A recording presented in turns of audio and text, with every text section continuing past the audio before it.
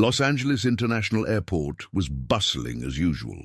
People were saying goodbye, others were arriving full of plans and hurried luggage, and the sound of rolling bags mixed with conversations in various languages.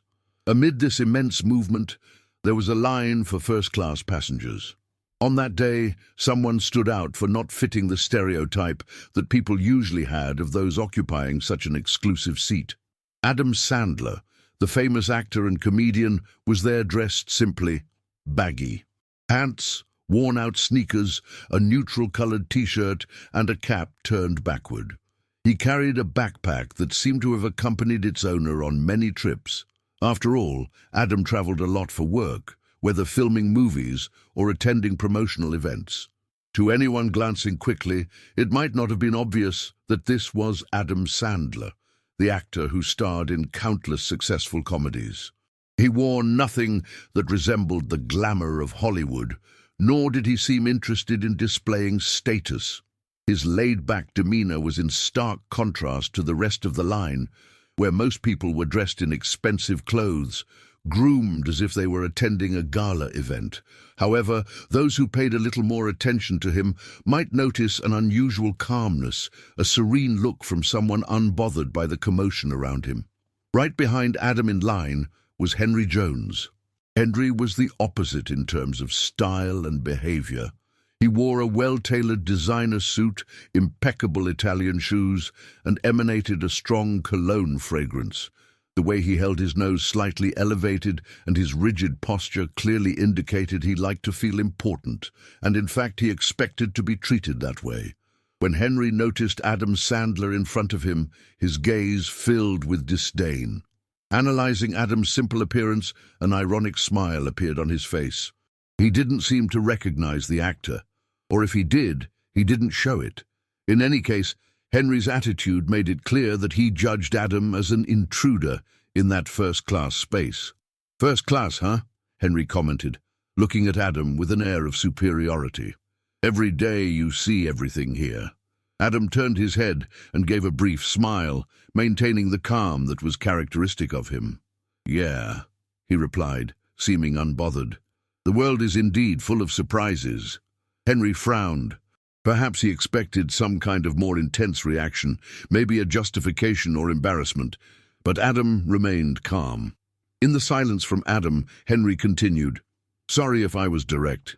Nothing personal, but it's rare to see someone so casual traveling this way in first class, especially on an international flight." Before Adam could respond, an airport employee announced that the first-class line was clear for boarding. The two then moved forward with their boarding passes in hand. Henry walked briskly, making a point to demonstrate confidence, while Adam maintained the same serene pace, as if nothing rushed him. Once on board, Adam walked down the aisle until he found his seat in first class. To Henry's surprise and discontent, the seat next to his was indeed Adam's. As soon as he saw the actor settling in, Henry shook his head in disbelief. "I can't believe it," he murmured, with a forced laugh. Right here, Adam placed his backpack at his feet, took his seat and smiled slightly. "Looks like we're traveling together then." Henry uncrossed and then recrossed his arms, a clear sign of discomfort. He didn't like the idea of spending the whole flight next to that sloppy guy who, in his view, did not match the sophistication he sought in first-class travel. As the other passengers settled in, Henry decided to strike up a conversation. It wasn't a friendly dialogue, but rather another attempt to prove something. "So, what do you do for a living?" he asked, trying to sound casual but coming off as condescending. Adam, adjusting the back of his seat, shrugged. "I work in film. I'm an actor and also produce some movies." Henry raised an eyebrow. "Oh, interesting. Commercials and smaller things, I imagine?" he asked, displaying a half-smile of disdain. "Something like that," Adam replied without going into detail. Henry chuckled softly. "Well, either way, some spaces don't seem made for just anyone, but good luck, right?" Adam noticed the tone of provocation but chose to maintain peace. Throughout his life, he had grown accustomed to dealing with both kind fans and people who challenged him. He took it patiently. Sometimes the place we are is exactly where we should be.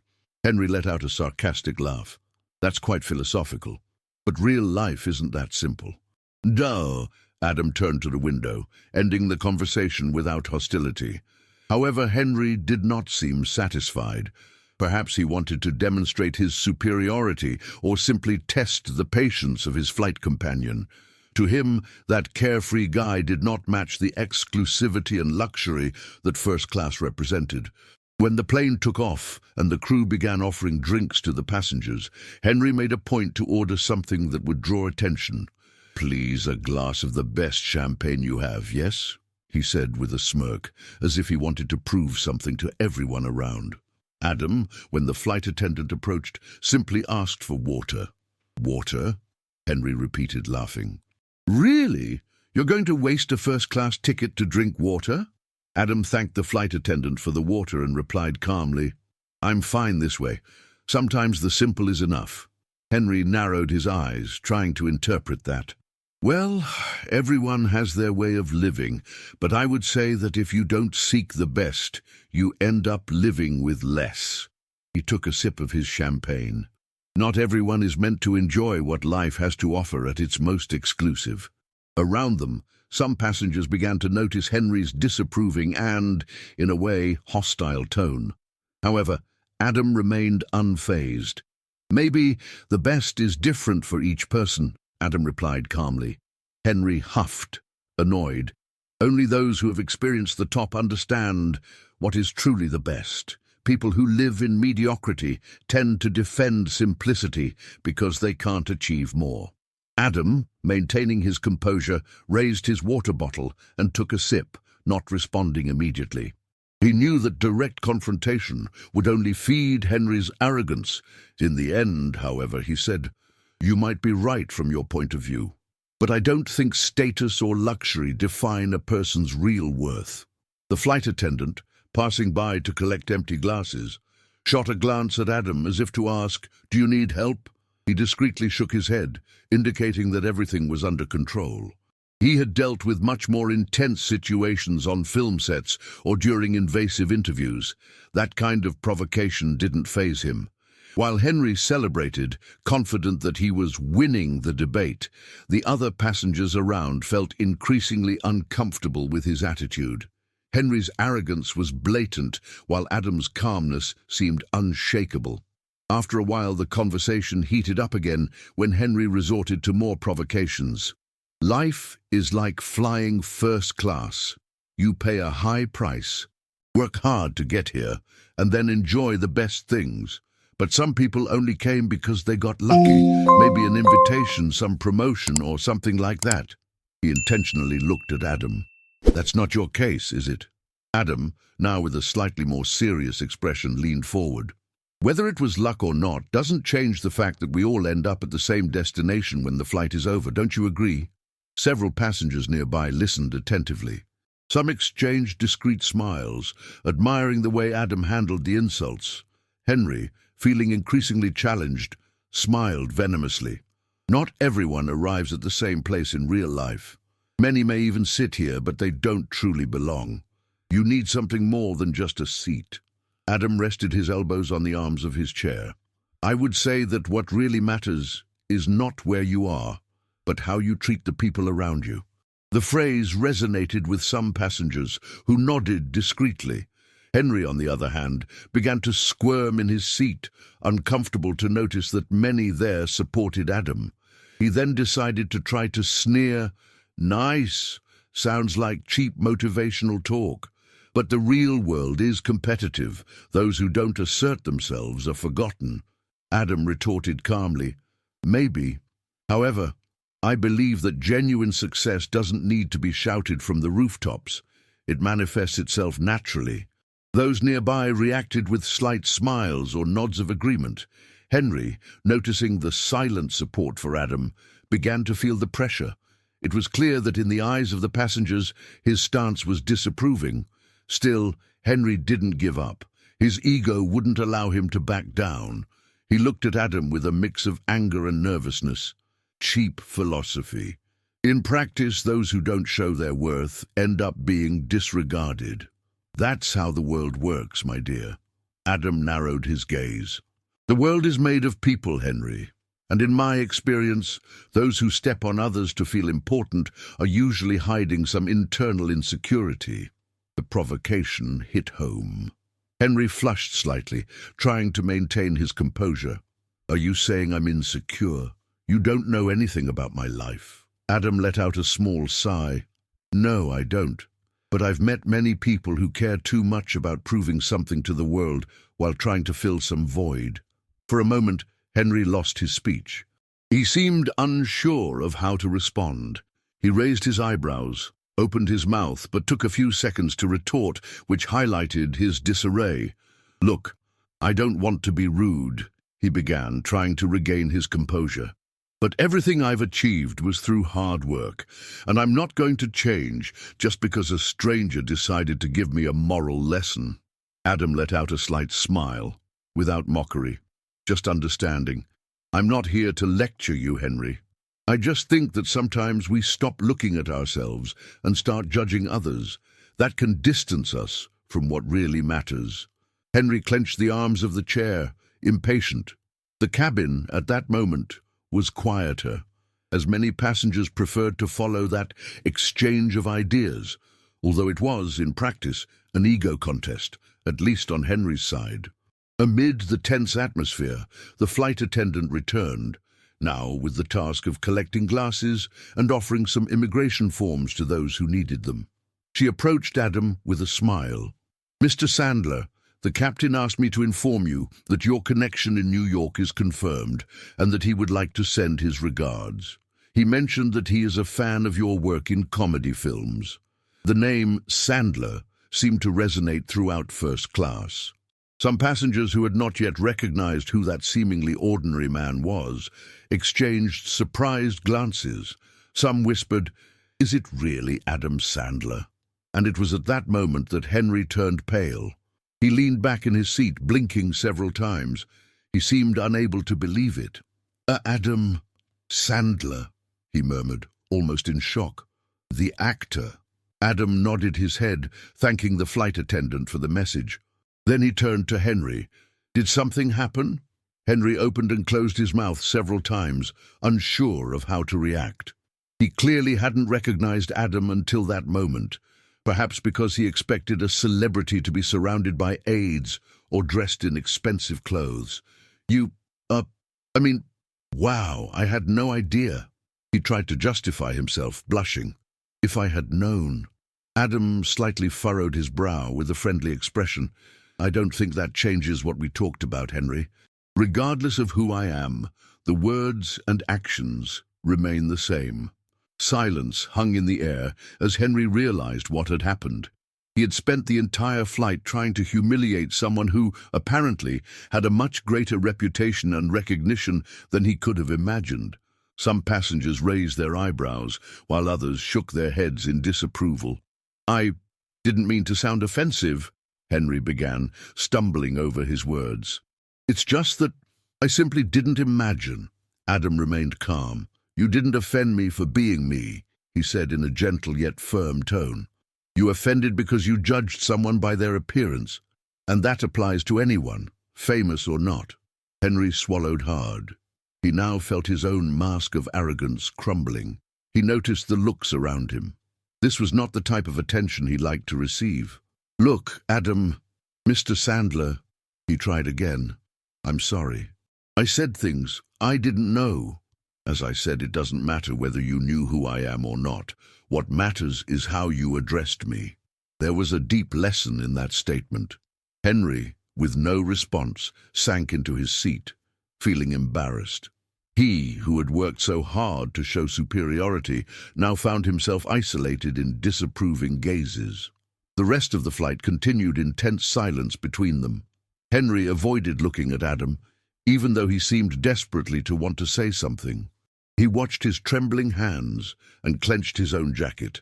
With each passing moment, he recalled every harsh word he had fired at Adam Sandler, without even considering who he might be as a person, celebrity or not.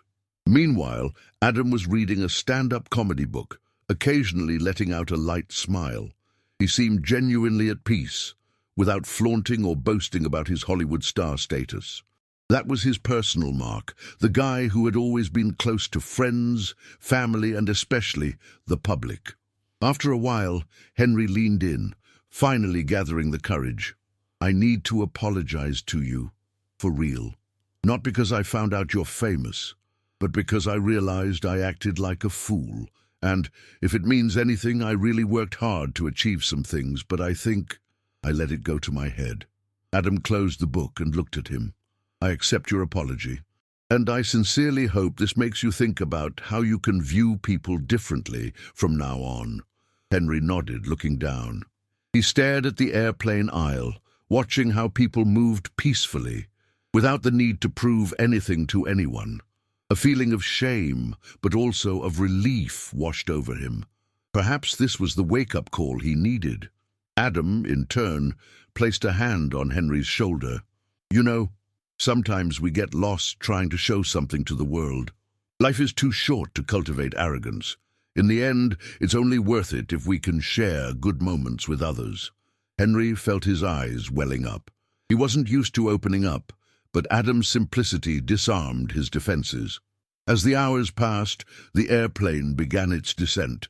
The flight attendant asked the passengers to fasten their seatbelts and stow their tray tables. The atmosphere inside the cabin was more relaxed than before, though somewhat silent.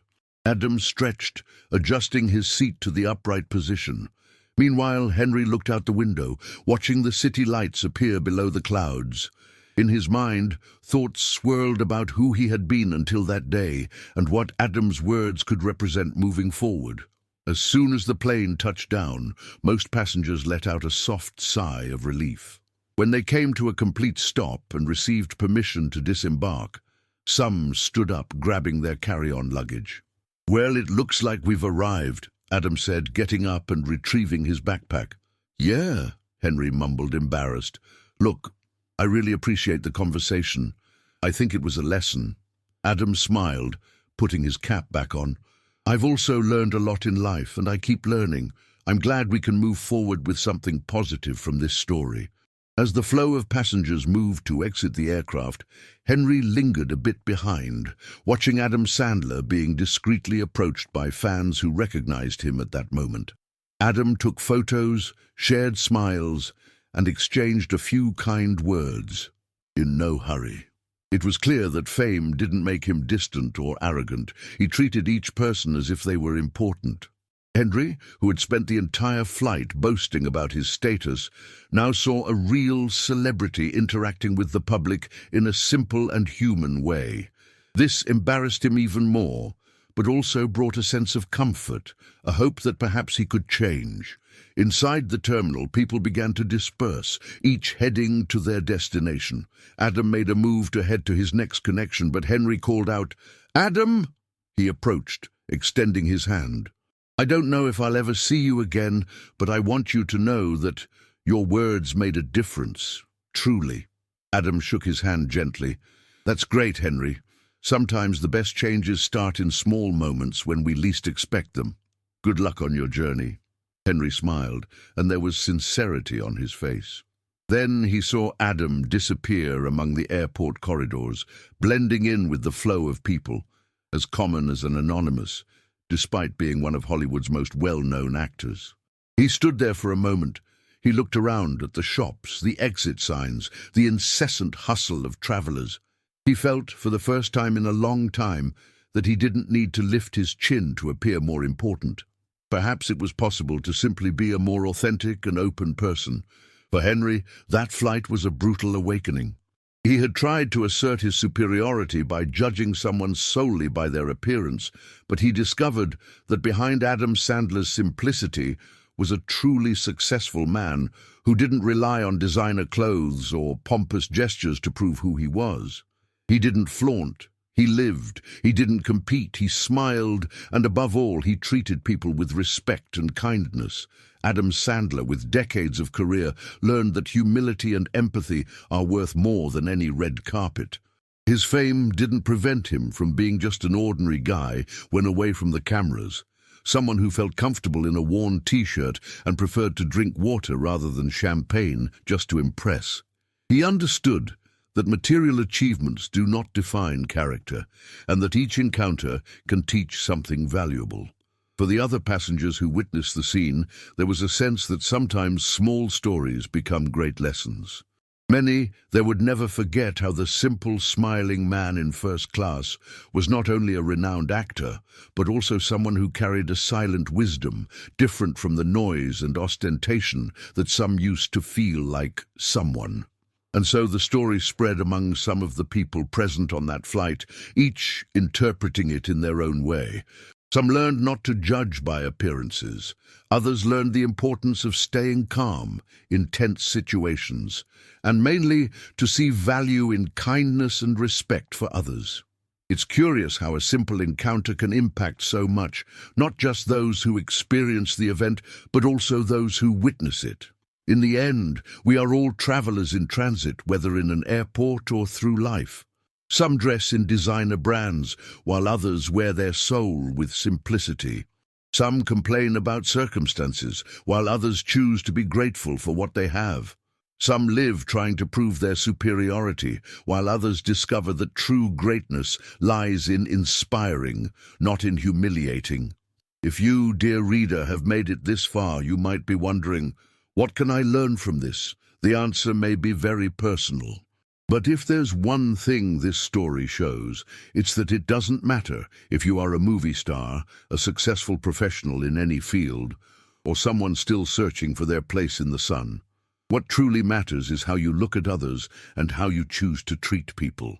After all, flights arrive at the same destination, but the experiences along the way can be completely different.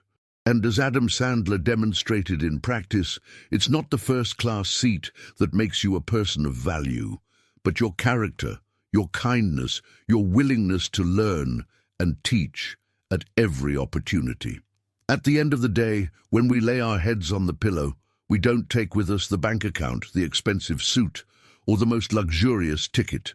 We take the awareness of how we lived, who we helped, how we extended a hand or offered a smile, even when we aren't recognized. And this truth, as Adam made clear, doesn't depend on fame or power, but on an intimate choice, to choose to be a good person. So the next time you encounter someone you consider inferior or superior, remember this story. Remember that each of us is fighting internal battles, each has their own path. And most importantly, remember that the way we choose to act can change not only our story, but also that of everyone around us. If you enjoyed this story, remember that we have many others that talk about empathy, humility, and transformation. After all, stories like this prove that anywhere, whether in a luxurious airplane or in a simple encounter on the street, we can find lessons that change lives. And don't forget to like and subscribe to the channel until the next video.